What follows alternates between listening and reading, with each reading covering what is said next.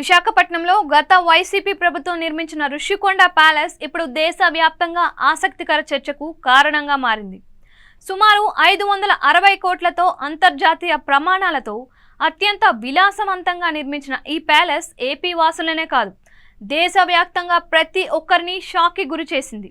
ఇక ఈ నేపథ్యంలో ఋషికొండ ప్యాలెస్ తనకు అమ్ముతారా అంటూ మనీ లాండరింగ్ కేసులో అరెస్ట్ అయి జైల్లో ఉన్న సుకేష్ చంద్రశేఖర్ చంద్రబాబుకు ఆసక్తికర లేఖ రాశారు.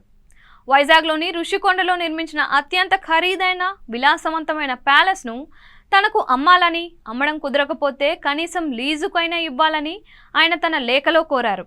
ఈ ప్యాలెస్ కోసం మార్కెట్ ధర కంటే 20% అదనంగా చెల్లించేందుకు తాను సిద్ధంగా ఉన్నానని సుకేష్ చంద్రశేఖర్ లేఖలో పేర్కొన్నారు.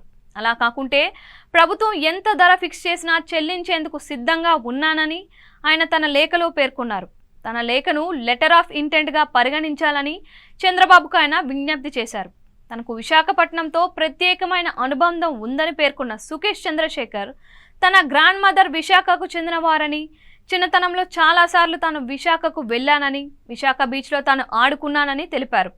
ఋషికొండ పచ్చదనంతో, ప్రకృతి అందాలతో అద్భుతంగా ఉండేదని గుర్తు చేసుకున్నారు. ఇప్పుడు ఋషికొండ భవనాల విషయంలో వివాదం కొనసాగుతున్న కారణంగా భవిష్యత్తులో ప్రభుత్వం ఆ భవనాలను అమ్మాలి అనుకున్నా లేదా లీజుకు ఇవ్వాలి అనుకున్నా తన విజ్ఞప్తిని పరిగణలోకి తీసుకోవాలని సుకేష్ చంద్రశేఖర్ కోరారు.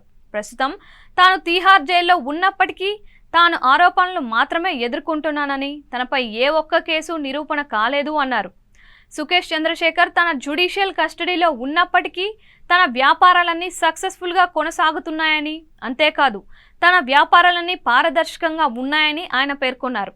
ఇక చెన్నై, గోవా, బార్సిలోనా, దుబాయ్లలో తన హోటల్ వ్యాపారం సక్సెస్ఫుల్గా సాగుతోందని పేర్కొన్న సుకేష్ చంద్రశేఖర్ అదే తరహాలో ఋషికొండ ప్యాలెస్ను కూడా డెవలప్ చేసి సామాన్యులకు అందుబాటులో ఉంచుతాను అన్నారు. తాను జ్యుడిషియల్ కస్టడీలో ఉన్న కారణంగా తనకు పరిమితులు ఉన్నాయని, కానీ త్వరలోనే తన టీం పూర్తి స్థాయి వివరాలతో చంద్రబాబును కలుస్తారని లేఖలో వివరించారు. మొత్తానికి ఏపీలో వివాదం రేపుతున్న ఋషికొండ భవనాల విషయంలో సుకేష్ చంద్రశేఖర్ చంద్రబాబుకు లేఖ రాయడం ఇప్పుడు హాట్ టాపిక్గా మారింది.